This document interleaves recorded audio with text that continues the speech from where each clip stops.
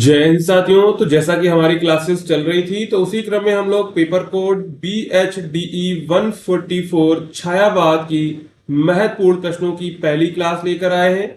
तो आप लोग इस क्लास को पूरा एंड तक देखेंगे तो आपको समझ में आ जाएगा किस तरह के प्रश्न आपके एग्जाम में पूछे जाएंगे और इसी तरह के प्रश्नों को आपको एग्जाम में तैयार करना है। अगर आप लोग इन सभी सब्जेक्ट के प्रश्नों को जो है एक जगह चाहते हैं इंपॉर्टेंट क्वेश्चंस की PDF को, तो आप लोग गैस पेपर को डाउनलोड कर सकते हैं। तो उसके लिए सिंपली गूगल पे आपको जाना है और यहां पर आपको टाइप करना है shop.hindustanknowledge.com। जैसे आप इसको टाइप करेंगे थोड़ी देर आपको वेट करना है तो आपके सामने कुछ इस प्रकार का पेज आ जाएगा। ठीक है, सिंपली आपको क्या करना है, सर्च कोड पे जाना है।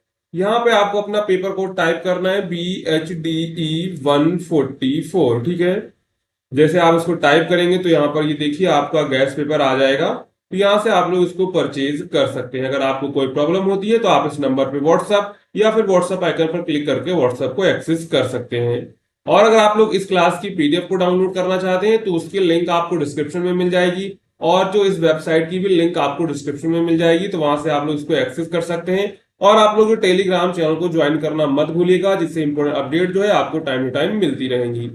अब चलते हैं यहाँ पर हम लोग प्रश्न पर। हमारा प्रश्न क्या कह रहा है, जयशंकर प्रसाद के शिल्प विधान की संक्षिप्त चर्चा कीजिए। यानी कि जयशंकर प्रसाद का काव्य है उसमें या गद्य है उसमें शिल्प जो विधान है उसकी चर्चा यहाँ पर करनी है। तो हिंदी साहित्य में जयशंकर प्रसाद एक महान कवि रहे हैं, नाटककार भी रहे हैं, कहानीकार उपन्यासकार के रूप में प्रतिष्ठित हैं। वे छायावादी युग के प्रमुख स्तंभों में से एक हैं। उनकी रचनाओं में भाषा, भाव शैली, प्रतीक, बिंब और कल्पना की ऐसी सजीवता मिलती है कि पाठक उनके साहित्य में डूब जाता है। उनके शिल्प विधान की विशेषताएं उन्हें साहित्य में एक अनोखा स्थान देती हैं। यानी कि देखो, हिंदी साहित्य में जयशंकर प्रसाद एक कवि भी रह चुके हैं, नाटककार भी हैं, उन्होंने कहानियां भी लिखी हैं और उपन्यास भी लिखे हैं। और उन्हें जो है छायावाद के प्रमुख स्तंभों में से एक माना जाता है। उनकी रचनाएं, भाषा, भाव शैली ऐसी होती हैं कि उसमें पाठक डूब जाता है। और जो है पाठक डूब जाता है, इसी के कारण उनकी जो रचनाएं हैं वो साहित्य में एक अनोखा स्थान रखती हैं और वो भी साहित्य में एक अनोखा स्थान रखते हैं। तो यहाँ पर सबसे पहली विशेषता है भाषा की विशेषता। तो जयशंकर प्रसाद की भाषा मुख्यतः संस्कृतनिष्ठ खड़ी बोली है। उन्होंने अपनी रचनाओं में शुद्ध और परिष्कृत हिंदी का प्रयोग किया है, जो साहित्यिक सौंदर्य को बढ़ाने में सहायक है और उनकी भाषा भावों की गहराई को प्रकट करने में पूरी तरह सक्षम है। उन्होंने गूढ़ विषयों को भी सरलता से प्रस्तुत किया है, जिससे पाठक सहजता से भावों को समझ सके। यानी कि उनकी भाषा सबसे पहले तो भाषा है संस्कृतनिष्ठ खड़ी बोली, और उन्होंने अपनी रचनाओं में शुद्ध जो है परिष्कृत हिंदी का प्रयोग किया है, जिससे जो है साहित्य का सौंदर्य बढ़ सके और जो उनकी भाषा है भावों की गहराई को प्रकट करने में पूरी तरह सक्षम होती है। जैसे उदाहरण देखते हैं, अरुण यह मधुमेह देश हमारा, जहां पहुंचे अनजान क्षितिज को मिलता एक सहारा। या भाषा में क्या है, माधुर्य है, लयात्मकता है, भावों की गहराई है, स्पष्ट रूप से दिखाई देती है। जब इसे आप लोग लय में पढ़ेंगे तो आपको इसमें देखिए लयात्मकता दिखाई पड़ेगी। जैसे अरुण यह मधुमेह देश हमारा, जहां पहुंच अनजान क्षितिज को मिलता है एक सहारा। तो यहाँ पर जितना भी आप इसको धीमी पढ़ेंगे उतनी ही इसको आपको लय के साथ आप इसको पढ़ पाएंगे। ठीक है, यहाँ पर चलते हैं। दूसरा है प्रतीक और बिंब योजना। प्रसाद जी की रचनाओं में प्रतीक और बिंबों का प्रयोग अत्यंत प्रभावशाली है। वे प्रकृति, ऋतुओं, फूलों, पक्षियों और नदियों के माध्यम से अपनी भावनाओं को प्रस्तुत करते हैं, यानी कि नदियों को बिंबित करते हैं। उनके बिंबों में नवीनता और सूक्ष्मता है और जो पाठक के मन को छू जाती है। उदाहरण के लिए कामायनी ने उन्होंने मनोवैज्ञानिक भावों को जल, वायु, अग्नि जैसे प्राकृतिक तत्वों से जोड़ा है। यानी कि वो क्या करते हैं, बिंबों का मतलब है चित्रों के माध्यम से जो चित्र वो यूज करते हैं वो पाठक को क्या करते हैं, मन को छू जाते हैं और जो प्रतीक यूज करते हैं। इसके बाद है कल्पनाशीलता। उनकी जयशंकर प्रसाद की सबसे बड़ी विशेषता उनकी गहरी और उच्च कोटि की कल्पनाशीलता है। यानी कि वो उच्च कोटि का कल्पना कर पाते हैं। वे साधारण विषय को भी अपनी कल्पना शक्ति से असाधारण बना देते हैं।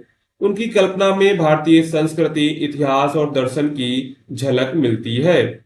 उदाहरण के लिए कामायनी में उन्होंने मनु, श्रद्धा और इड़ा के माध्यम से मानव जीवन की जटिलताओं को बहुत ही सुंदर ढंग से प्रस्तुत किया था। यानी कि उनकी जो कल्पना है वो भी उच्च कोटि है। वे जो है साधारण विषयों को अपनी कल्पना से असाधारण बना देते हैं, जिससे क्या होता है, जिससे जो पाठक होता है वो उनकी रचनाओं में डूब जाता है और जो कवि यानी कि जो जयशंकर प्रसाद कहना चाहते हैं वो सीधे उनके दिमाग में डाल देते हैं। इसके बाद है शैली की विशेषता। तो उनकी शैली में लयात्मकता, संगीतात्मकता, भावनात्मक भावनात्मक दिखाई देती है और वहां पर भावनात्मक गहराई होती है। वे गद्य और पद्य दोनों में अपने शिल्प को प्रभावी ढंग से जो है प्रस्तुत करते हैं। नाटकों में संवादों की नाटकीयता, कहानियों में संवेदनशील वर्णन और कविताओं में भावों की सरिता बहती है। उनकी नाट्य शैली में मंचीयता, पात्रों की सजीवता और संवादों की प्रासंगिकता स्पष्ट रूप से दिखती है। जैसे चंद्रगुप्त, ध्रुवशामिनी, स्कंदगुप्त आदि नाटकों में जो है ये चीजें देखने को मिलती है। इसके बाद है भाव प्रधानता। उसमें उनकी रचनाओं में भाव प्रधानता, प्रसाद जी के शिल्प विधान में भावों की प्रधानता है। उन्होंने आत्मा के सूक्ष्मतम भावों को बड़ी सहजता और सुंदरता से प्रस्तुत किया है। वे मनुष्य के अंतर मन की यात्रा को कलात्मक ढंग से प्रस्तुत करते हैं। यानी कि वे जो है जो भी वे रचनाएं लिखते हैं तो उसमें वे भाव, उनकी जो है भाव की प्रधानता होती है। वे मनुष्य के अंतर मन की जो यात्रा है वो कलात्मक रूप से प्रस्तुत भी करते हैं। इसके बाद है संगीतात्मकता और लय। उनकी कविताओं में लय, ताल की सजीवता है। पाठ करते समय ऐसा अनुभव होता है मानो कोई मधुर संगीत सुन रहे हो। छंदों का सटीक प्रयोग, अनुप्रास और अलंकारिक भाषा उनकी कविता को संगीतमय बनाती है। निष्कर्ष अगर हम लोग देखें तो जयशंकर प्रसाद का शिल्प विधान अत्यंत प्रभावशाली, कल्पनाशील और कलात्मक है। उनकी भाषा शैली, प्रतीक योजना, भावों की गहराई और लयात्मकता ने हिंदी साहित्य को समृद्ध किया है। वे न केवल भावों के कलाकार थे बल्कि शिल्प के भी अद्वितीय शिल्पकार थे। उनकी रचनाएं आज भी साहित्य प्रेमियों के हृदय को स्पर्श करती हैं और आने वाली पीढ़ियों को भी प्रेरणा देती हैं। यानी कि जय निष्कर्ष में क्या लिखी, निष्कर्ष में ऊपर जो आपने पढ़ा होता है वही सब कुछ लिखना होता है। तो जयशंकर प्रसाद की जो शिल्प प्रधान है वो अत्यंत प्रभावशाली है। उसमें उन्होंने कल्पना जो है उनकी चरम सीमा पर है और उनकी कलात्मकता, उनकी भाषा जो शैली है, प्रतीक योजना है और जो भावों की गहराई है वो हिंदी साहित्य को समृद्ध बना रही है। वे ना केवल भावों के कलाकार थे बल्कि शिल्प के भी अद्वितीय शिल्पकार थे। उनकी रचनाएं आज भी साहित्य प्रेमियों के हृदय को स्पर्श करती हैं और आने वाली पीढ़ियों को भी प्रेरणा देती हैं। इसके बाद चलते हैं दूसरा, जयशंकर प्रसाद के काव्य में अभिव्यक्त राष्ट्रीय चेतना और मानवीयता पर प्रकाश डालिए। यानी कि जयशंकर प्रसाद की रचनाओं में आपको राष्ट्रीय चेतना दिखेगी और मानवीय जो है चेतना भी देखने को मिलेगी। तो उसके बारे में यहाँ पर हम लोग लिखेंगे। तो जयशंकर प्रसाद ने हिंदी साहित्य के छायावादी युग के प्रमुख कवि हैं, बिल्कुल सही है। वे केवल कोमल भावनाओं के ही नहीं बल्कि देशभक्त और मानवता के भी कवि थे। यानी कि उन्होंने देशभक्त पर भी रचनाएं लिखी हैं। उनके काव्य में राष्ट्रीय चेतना और मानवीय भावनाएं गहराई से अभिव्यक्त हुई हैं। उन्होंने अपने समय की सामाजिक, राजनीतिक और सांस्कृतिक परिस्थितियों को ध्यान में रखते हुए ऐसे भावों की रचना की जो आज भी हमें प्रेरित करती हैं। तो सबसे पहले यहाँ पर देखेंगे राष्ट्रीय चेतना का स्वर उनकी रचनाओं में देखने को मिलता है। तो जयशंकर प्रसाद के समय भारत परतंत्रता की बेड़ियों में जकड़ा हुआ था। देश की स्थिति को देखकर वे अत्यंत व्यथित थे। उन्होंने अपने काव्य में भारत की गौरवशाली संस्कृति, ऐतिहासिक परंपराओं और जो है स्वतंत्रता की आकांक्षा को बहुत ही प्रभावशाली ढंग से प्रस्तुत किया था। देखते हैं सबसे पहले भारतीय संस्कृति का गौरववान। प्रसाद जी ने भारत की प्राचीन संस्कृति, धर्म, दर्शन, ज्ञान परंपरा का गौरवपूर्ण वर्णन किया। उन्होंने भारतीय सभ्यता की महानता को याद दिलाकर जनमानस में आत्म गौरव की भावना बढ़ाई। यानी कि उस समय वो ऐसी रचनाएं लिख रहे थे जो राष्ट्रीय चेतना का स्वर थी। यानी कि जो है भारत के बारे में, भारत की महानता के बारे में लिखते थे, जिससे क्या होता था, जिससे जनमानस में आत्म गौरव की भावना उत्पन्न होती थी। इसके बाद है देश प्रेम और स्वतंत्रता। उनकी कविताओं में देश प्रेम की भावना बहुत गहरी है। उन्होंने परोक्ष रूप से ब्रिटिश शासन के विरुद्ध आवाज उठाई। उनके शब्दों में वह शक्ति है जो राष्ट्र के लिए समर्पण और बलिदान की प्रेरणा देती है। उदाहरण के लिए अगर हम लोग देखें उदाहरण, तो यहाँ पर उन्होंने दिया था, अरुणय मधुमेह देश हमारा, जहां पहुंच अनजान, क्षितिज को मिलता एक सहारा। इस पंक्ति में देश की सुंदरता, आत्मगौरव और प्रेम को बड़े प्रभावशाली ढंग से प्रस्तुत किया गया। यानी कि अरुण यह मधुमेह देश हमारा, अरुण की तरह मधुमेह देश हमारा है, जहां कोई भी पहुंच जाता है तो उसको कोई ना कोई एक सहारा मिल जाता है। इसके बाद है ऐतिहासिक स्मरण और प्रेरणा। तो प्रसाद जी ने अपने नाटकों को, कविताओं में भारतीय इतिहास के वीरों और महान घटनाओं को याद किया, जिससे लोगों में स्वतंत्रता के लिए प्रेरणा पैदा हो। चंद्रगुप्त, स्कंदगुप्त जैसे नाटकों में भी यही राष्ट्रीय चेतना झलकती है। इसके बाद उन्होंने मानवता के संदेश दिए। तो प्रसाद जी के काव्य में केवल राष्ट्र के प्रति प्रेम तक सीमित नहीं था, बल्कि उसमें जो है पूरी मानवता के प्रति करुणा और प्रेम भाव भी दिखाई देता है। वे मनुष्य के दुख, संघर्ष, संवेदना और भावनाओं को बहुत कोमलता से अभिव्यक्त करते हैं। क्या करते हैं? मानवता का भी संदेश दिया उन्होंने और राष्ट्रीय चेतना के लिए भी उन्होंने काम किया था। देखते हैं तो सबसे पहले उन्होंने क्या किया? विश्व बंधुत्व का भाव। उन्होंने संकीर्णता, जाति पाति और धर्म के भेदभाव को नकारा। उनके काव्य में यह विचार प्रबल है कि मानव एकमात्र और सभी को समान दृष्टि से देखा जाना चाहिए। यह दृष्टिकोण गीता और उपनिषदों की उस भावना से जुड़ा है जो वसुधैव कुटुंबकम को मानती है। इसके बाद यहाँ पर देखें करुणा और सहानुभूति। तो उनकी रचनाओं में पीड़ित मानवता के प्रति करुणा झलकती है। वे मनुष्य के मानसिक और आत्मिक संघर्ष को बहुत ही सुंदर ढंग से प्रस्तुत करते हैं। कामायनी में उन्होंने मानव मन की विभिन्न अवस्थाओं जैसे श्रद्धा, स्मृति, आशा, इड़ा के माध्यम से मानवीयता की गहराइयों को भी प्रस्तुत किया है। यानी कि उनकी रचनाओं में क्या होता है? पीड़ित मानवता के प्रति करुणा झलकती दिखाई पड़ती है। वे मनुष्य के मानसिक और आत्मिक संघर्ष को बहुत ही सुंदर ढंग से प्रस्तुत करते हैं। जैसे कामायनी में उन्होंने मानव मन की विभिन्न अवस्थाओं जैसे श्रद्धा, स्मृति, आशा, इड़ा के माध्यम से जो है मानवता की गहराइयों को प्रस्तुत किया है। इसके बाद है नारी के प्रति सम्मान। तो प्रसाद जी ने नारी को केवल सौंदर्य की वस्तु नहीं, बल्कि एक सजीव और समर्थ मानव के रूप में प्रस्तुत किया है। उनकी रचनाओं में नारी सम्मान, स्वतंत्रता और आत्मबल की भावना मिलती है। तो यहाँ पर क्या लिखेंगे? इसके बाद हम लोग लिखेंगे निष्कर्ष। यहाँ पर देखिए उनकी रचनाओं में नारी के प्रति सम्मान, यानी कि जो रचनाएं लिखते हैं उनमें जो है नारी का सम्मान भी दिखता है। इसके बाद यहाँ पर हम लोग इसका निष्कर्ष लिखेंगे। जयशंकर प्रसाद का काव्य राष्ट्रीय चेतना और मानवता का एक सुंदर संगम है। उन्होंने जहां एक ओर भारतवर्ष की महानता, स्वतंत्रता और आत्मगौरव का ज्ञान प्राप्त किया, वहीं दूसरी ओर पूरी मानवता के प्रति प्रेम, सहानुभूति और करुणा की भावना को भी जगह दी। उनका काव्य आज भी हमें प्रेरणा देता है कि हम देश से प्रेम करें और समस्त मानव जाति के कल्याण के लिए कार्य करें। उनकी रचनाएं केवल साहित्य नहीं बल्कि जीवन के आदर्श बन गई हैं। यानी कि वो क्या कहते हैं, यानी कि जो उनकी रचनाएं हैं वो आजकल हमें प्रेरणा नहीं देती हैं, बल्कि उन्होंने जो है समस्त मानव जाति के लिए कल्याण का काम भी करती हैं। अब चलते यहाँ पर हमारा पहला प्रश्न क्या कह रहा है? हिंदी कविता के इतिहास में निराला के महत्व को रेखांकित कीजिए। यानी कि सूर्यकांत त्रिपाठी निराला का जो महत्व है वो हिंदी कविता में क्या है उसके बारे में यहाँ पर हमको आंसर लिखना है। तो सबसे पहले क्या करेंगे? सबसे पहले इंट्रोडक्शन लिखेंगे। हिंदी साहित्य के इतिहास में सूर्यकांत त्रिपाठी निराला एक ऐसा नाम है जिसे कभी भुलाया नहीं जा सकता। वे हिंदी के छायावादी युग के प्रमुख कवि थे, लेकिन उनकी विशेषता यह थी कि उन्होंने केवल कल्पना और सौंदर्य की दुनिया में ही नहीं बल्कि समाज की सच्चाइयों को भी उजागर किया।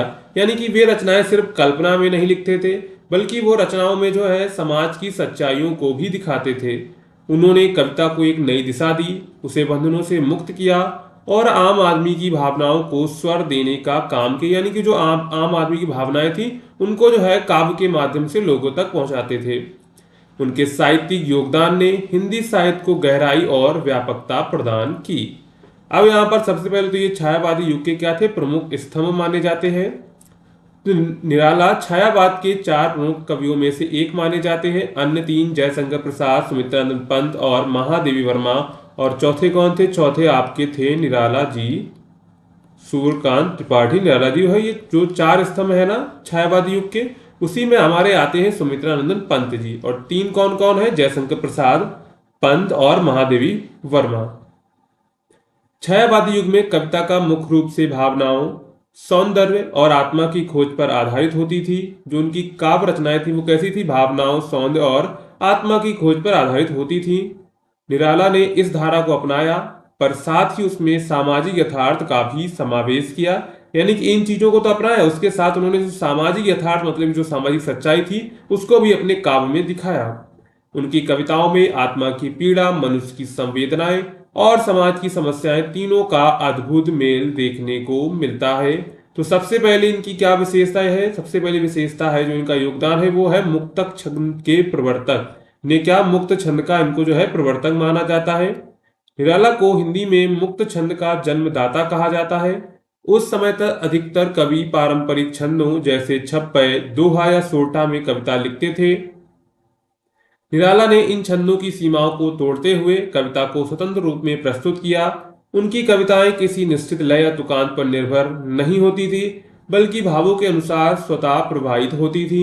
इससे कविता को अधिक स्वाभाविक और जीवंत अभिव्यक्ति मिली। यह परिवर्तन हिंदी कविता के विकास में एक बड़ा कदम था। यानी कि जो पहले कवि रत्न लिखते थे वो किसी में दोहा में लिखते थे या फिर सोरठा में, लेकिन निराला जी ने क्या, निराला जी कोई छंद का प्रयोग किया, ना कोई तुक का प्रयोग किया। वो कोई भी तुकांत शब्द अपनी रचना में प्रयोग नहीं करते थे। जो लिखते थे वो अपने भावों के अनुसार लिखते। इससे क्या होता था? इससे जो रचना यानी कविता जो होती थी वो स्वाभाविक और जीवंत प्रतीत होती थी। और जो ये परिवर्तन हुआ इससे हिंदी कविता के विकास में एक बहुत बड़ा बदलाव हुआ। इसके बाद उनका दृष्टिकोण कैसा था? यथार्थवादी दृष्टिकोण था उनका। जहां छायावाद में कल्पना और सौंदर्य का वर्चस्व था, वहीं निराला की कविताओं में यथार्थ का स्पष्ट चित्रण मिलता है। यानी कि उस समय जो कवि थे वो रचनाएं कल्पना और सौंदर्य पर लिख रहे थे, जबकि जो निराला जी की कविताओं में यथार्थ का स्पष्ट चित्रण मिलता है, यानी कि सच्चाई जो उस समय चल रहा था उसके बारे में वो लिखते थे। उन्होंने समाज में व्याप्त भेदभाव, गरीबी, शोषण, अन्याय को अपनी रचनाओं का विषय बनाया। उनकी कविता वह तोड़ती पत्थर, एक आम मेहनतकश महिला की जीवन स्थितियों को दर्शाती है।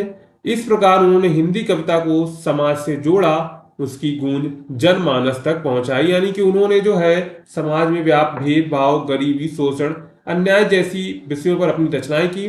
और उनकी जो प्रसिद्ध कविता थी वह तोड़ती पत्थर, जो एक आम मेहनतकश महिला की जीवन की स्थिति को दर्शाती है। इसके बाद उनकी रचनाओं में सामाजिक चेतना देखने को मिलती है। निराला की कविताएं सौंदर्य या भावना की नहीं, बल्कि सामाजिक परिवर्तन की कविताएं भी हैं। वे रूढ़ियों, अंधविश्वासों, जाति पाति, स्त्री शोषण और धार्मिक पाखंड के खिलाफ बोलते हैं। उनकी रचनाओं में एक जागरूक कवि की आवाज सुनाई देती है जो समाज को बदलना चाहता है। उन्होंने कविता को केवल आत्म प्रकाशन का माध्यम नहीं माना, बल्कि उसे समाज की आवाज बनाने की कोशिश की। उन रचनाओं को क्या किया? रचनाओं को जो है अपने समाज की आवाज बनाने की कोशिश की। वे रूढ़ियों, अंधविश्वासों, जात पात इसका हमेशा विरोध करते थे। इसके बाद उनकी भाषा और शैली देख लेते हैं। तो निराला ने कविता को आम बोलचाल की भाषा में प्रस्तुत किया। उन्होंने संस्कृत निष्ठ कठिन भाषा से हटकर सरल, बोधगम्य और प्रभावशाली शैली अपनाई। उनकी भाषा में एक साथ सौंदर्य और शक्ति दोनों दिखाई देती हैं। यही कारण है कि उनकी कविताएं जनमानस से जुड़ गईं। उनके शब्दों में भावों की तीव्रता होती थी जो पाठक के मन को गहराई से छू लेती थी। इसके बाद उन्होंने विविध विधाओं में भी योगदान दिया। यानी कि उन्होंने सिर्फ काव्य की रचनाएं नहीं की, बल्कि कहानी, उपन्यास, निबंध जैसे रचनाएं भी की थी। तो निराला केवल कवि नहीं थे, उन्होंने कहानी भी लिखी, उपन्यास, निबंध, आलोचना जैसे अनेक साहित्यिक रूपों में भी लिखा। उनकी कुछ प्रसिद्ध कृतियां, उपन्यास जैसे कुल्ली भार, निरुपमा, निबंध संग्रह, रवि की किरणें आदि। उनका साहित्यिक केवल जो काव्य नहीं है, बल्कि समग्र जीवन दर्शन का प्रतिबिंब है। इसके बाद उनकी रचनाओं में राष्ट्रीय भावना भी देखने को मिलती है। निराला की कविताओं में देशभक्ति और राष्ट्रीय भावना भी प्रबल रूप से दिखाई देती है। वे स्वतंत्रता संग्राम में प्रभावित थे। अपने लेखन के माध्यम से उन्होंने जन चेतना को जगाया। उनके शब्दों में राष्ट्र के प्रति प्रेम, बलिदान और त्याग की भी भावना स्पष्ट दिखाई पड़ती थी। यानी कि वे क्या थे? स्वतंत्रता संग्राम जो उस समय चल रहा था उससे भी प्रभावित थे। इसलिए जो अपनी जो रचनाएं करते थे वो जन चेतना के लिए करते थे। और उनकी जो रचनाओं में शब्द थे वो हमेशा राष्ट्र के प्रेम, बलिदान और त्याग की भावना को दिखाते थे। इसके बाद हम आंसर का निष्कर्ष लिखेंगे। तो निष्कर्ष में क्या लिखेंगे? सूर्यकांत त्रिपाठी निराला ने न केवल छायावादी युग के महान कवि थे, बल्कि हिंदी साहित्य के इतिहास में क्रांतिकारी बदलाव लाने वाले साहित्यकार भी थे। उन्होंने कविता में कल्पना से यथार्थ की ओर मोड़ा, यानी कविता को कल्पना से यथार्थ की ओर मोड़ा। भाषा को कठिन से सरल बनाया, कविता को तुक और लय के बंधनों से मुक्त किया और साहित्य को समाज की सेवा में लगा दिया। उनका साहित्य आज भी प्रासंगिक है क्योंकि उनमें मानवीय संवेदना, सामाजिक जिम्मेदारी और राष्ट्रीय चेतना का समावेश है। इसके बाद इस प्रकार हिंदी कविता के इतिहास में नारा का सर्वोच्च और अमिट स्थान है। वे एक ऐसे कवि थे जिन्होंने साहित्य को जीवन की सच्चाई से जोड़ा और कविता को एक नई पहचान दी। इसके बाद चलते हैं, दूसरा प्रश्न यहां पर हमारा है, महादेवी वर्मा का जीवन परिचय देते हुए स्पष्ट कीजिए कि उनकी काव्य में वेदानुभूति किस प्रकार अभिव्यक्त हुई है। तो महादेवी वर्मा हिंदी साहित्य की एक अत्यंत सम्मानित और प्रमुख कवित्री थी। उन्हें छायावादी युग की 4 प्रमुख स्तंभों में से माना जाता है। जयशंकर प्रसाद, सुमित्रा पान और निराला जी है और महादेवी वर्मा, ये 4 क्या हैं? ये 4 जो है छायावादी युग के प्रमुख स्तंभ हैं। उन्हें आधुनिक मीरा के नाम से भी जाना जाता है क्योंकि उनके काव्य में भक्तिमय भाव, आत्मिक प्रेम और गहरी वेदना की अभिव्यक्ति मिलती है। तो सबसे पहले महादेवी वर्मा का कुछ संक्षिप्त जीवन परिचय देख लेते हैं। तो महादेवी वर्मा का जन्म 26 मार्च 1907 उत्तर प्रदेश के फर्रुखाबाद जिले में हुआ था। उनका परिवार एक शिक्षित और धार्मिक वातावरण वाला था। बचपन से ही वे संवेदनशील और भावुक थीं। उन्होंने प्रयाग विश्वविद्यालय से संस्कृत में एमए की डिग्री प्राप्त की। वे एक शिक्षिका, समाज सुधारक, नारीवादी और कुशल लेखिका थीं। उन्होंने नारी शिक्षा के क्षेत्र में विशेष योगदान दिया और महिलाओं को समाज में समान स्थान दिलाने के लिए जीवन भर संघर्ष किया। महादेवी वर्मा का जन्म कब हुआ था? 26 मार्च 1907 को। कहाँ हुआ था? उत्तर प्रदेश में हुआ था। उनका परिवार एक शिक्षित और धार्मिक वातावरण वाला था। बचपन से ही वे संवेदनशील थी। यही सारी चीजें आपको क्या लिखनी होती है जीवन संक्षिप्त जीवन परिचय में। इसके बाद इनकी देखने की प्रमुख रचनाएं। तो इनकी प्रमुख रचनाएं हैं निहार, रश्मि, नीरजा, सांदगीत, यामा, दीपशिखा, सप्तवर्णा, प्रथम आयाम और अग्निरेखा। ये सारी इनकी क्या हैं? ये सब इनकी काव्य रचनाएं हैं। क्या हैं? ये सब इनकी काव्य की रचनाएं हैं। ठीक है, आप देख लें गद्य की रचनाएं। तो गद्य की रचनाओं में देखेंगे तो अतीत के चलचित्र, स्मृति की रेखाएं, पथ के साथी, मेरा परिवार, श्रृंखला की कड़ियां, साहित्यकार की आस्था तथा अन्य निबंध और विधेयात्मक गद्य, संभाषण और छड़दा, जो ये एक ललित निबंध है। ठीक है, ये सारी रचनाएं किसकी है? ये सारी रचनाएं गद्य की हैं। किसकी हैं? गद्य की हैं, यानी कि प्रोज की हैं। अब यहां पर देख लेते महादेवी वर्मा की काव्य की विशेषताएं। तो महादेवी वर्मा का काव्य भावनाओं की गहराई से भरपूर है। उनके गीतों में पीड़ा, करुणा और आत्मिक प्रेम का अद्भुत संगम दिखाई देता है। उनकी कविताएं मानवीय वेदना की इतनी कोमल और सजीव अभिव्यक्ति करती हैं कि पाठक का मन उसमें डूब जाता है। उनके काव्य में वेदना केवल व्यक्तिगत नहीं बल्कि वह सार्वभौमिक पीड़ा बन जाती है जिससे हर संवेदनशील व्यक्ति जुड़ सकता है। इसके बाद यहां पर देखते हैं विरह वेदना की खोज। तो महादेवी वर्मा के काव्य में विरह वेदना सबसे प्रमुख विषय है। यह विरह सांसारिक नहीं बल्कि आध्यात्मिक है।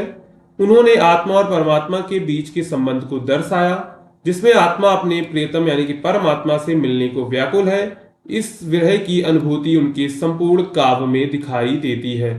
तो ये जो विरह वेदना की जो गूंज है ये आत्मिक है। क्या ये सांसारिक नहीं है? संसार में उनका कोई विरह नहीं हुआ है, लेकिन ये जो विरह वेदना है ये कैसी है? आध्यात्मिक है, यानी कि वो आत्मा और परमात्मा के बीच के संबंध को दर्शाती हैं। वे कहती हैं कि आत्मा जो है ना वो अपने प्रियतम यानी कि परमात्मा से मिलने के लिए व्याकुल है और इस विरह की अनुभूति उनके संपूर्ण काव्य में दिखाई देती है। जैसे उनकी राज काव्य रचना है मैं नीर भरी दुख की बदली। इस पंक्ति में उनके अंतर मन की पीड़ा और विरह की गंभीरता दिखती है। इसके बाद है करुणा का भाव। तो महादेवी वर्मा के मन में संसार के प्रति गहरी करुणा है। उनके काव्य में नारी की पीड़ा, समाज में व्याप्त अन्याय, निर्धनों की व्यथा और उपेक्षित जीवन के प्रति संवेदना स्पष्ट झलकती है। उनके काव्य में अपनी निजी पीड़ा को ही नहीं बल्कि समाज की सामूहिक पीड़ा का भी स्वर दिया है। उनका हृदय अत्यंत कोमल था जो दूसरों की पीड़ा को भी अपनी पीड़ा बना लेता था, यानी कि उनके काव्य में करुणा का भी भाव देखने को मिलता है। इसके बाद है आध्यात्मिक साधना के रूप में पीड़ा। महादेवी वर्मा ने वेदना को कोई नकारात्मक भावना नहीं थी, उन्होंने इसे साधना का मार्ग माना, यानी कि जो पीड़ा थी, वेदना थी, उसको उन्होंने क्या किया? नकारात्मक भाव नहीं माना बल्कि उसे क्या माना? साधन का मार्ग माना। उनके अनुसार पीड़ा ही मनुष्य को महान बनाती है और ईश्वर के निकट ले जाती है। उनकी कविताओं में यह पीड़ा एक तपस्या के रूप में आती है, जिससे आत्मा शुद्ध होती है और परमात्मा से मिलन की आकांक्षा बलवती होती है। इसके बाद है नारी दृष्टिकोण और वेदना। तो महादेवी वर्मा वेदना में एक स्त्री के अनुभव का चित्रण भी है। नारी जीवन के संघर्ष, सामाजिक बंधन, उपेक्षा और अकेलेपन की जो पीड़ा है उन्होंने स्वयं झेली है, उसे उन्होंने अत्यंत मार्मिक ढंग से अपनी कविताओं में उतारा है। उनकी रचनाएं जो है नारी संवेदना की सशक्त अभिव्यक्ति करती हैं। इसके बाद जीवन दर्शन। तो महादेवी वर्मा का काव्य वेदना के माध्यम से जीवन दर्शन प्रस्तुत करता है, यानी कि जो महादेवी वर्मा का जो काव्य है वो वेदना के माध्यम से जीवन दर्शन प्रस्तुत करता है। वेदना उनके लिए एक माध्यम है जिससे वे संसार के मूल तत्वों को समझती हैं। उनका जीवन दर्शन निराशावादी नहीं है, बल्कि आशा और विश्वास से भरा हुआ है। उनके काव्य में वेदना जीवन की सच्चाई बनकर उभरती है, जो पाठक को गहराई से छू लेती है। यानी कि वो वेदना को क्या मानती, वो वेदना को जो है जीवन की सच्चाई मानती है, और वही जो सच्चाई है वो पाठक को गहराई से छू जाती है। इसके बाद हम लोग यहाँ पर निष्कर्ष लिखेंगे। तो महादेवी वर्मा का काव्य वेदना की कोमल अभिव्यक्ति का अप्रतिम उदाहरण है। उन्होंने अपनी निजी अनुभूतियों को काव्य में इस प्रकार व्यक्त किया कि वह सबकी पीड़ा बनी, यानी कि जो उनकी जो पीड़ा थी उन्होंने उसको काव्य में लिखा। जब लोगों ने काव्य पढ़ा तो वो सबकी पीड़ा बन गई। उनका काव्य आत्मा की पुकार है, करुणा की भाषा है और प्रेम की आध्यात्मिक यात्रा है। उन्होंने वेदना को केवल दुख के रूप में नहीं, बल्कि उसे आध्यात्मिक शुद्धि और प्रेम की पराकाष्ठा के रूप में प्रस्तुत किया। यही कारण है कि वे आज भी हिंदी साहित्य में एक अमिट स्थान रखती हैं। उनकी कविताओं पाठकों के हृदय को छू लेती हैं और उन्हें भीतर तक आंदोलित कर देती हैं। तो यहाँ पर टोटल हमने 2 क्वेश्चंस देखे जो आपके छायावाद के प्रमुख स्तंभों में से थे। ठीक है, इसके बाद आपकी अगली क्लासेस आएंगी तो वहाँ पर और क्वेश्चंस को हम कवर करेंगे। अगर आपने अभी तक वीडियो को लाइक नहीं किया है तो लाइक कर दीजिए और चैनल को सब्सक्राइब जरूर कर लीजिएगा। ठीक है, मिलते हैं अगली क्लास में।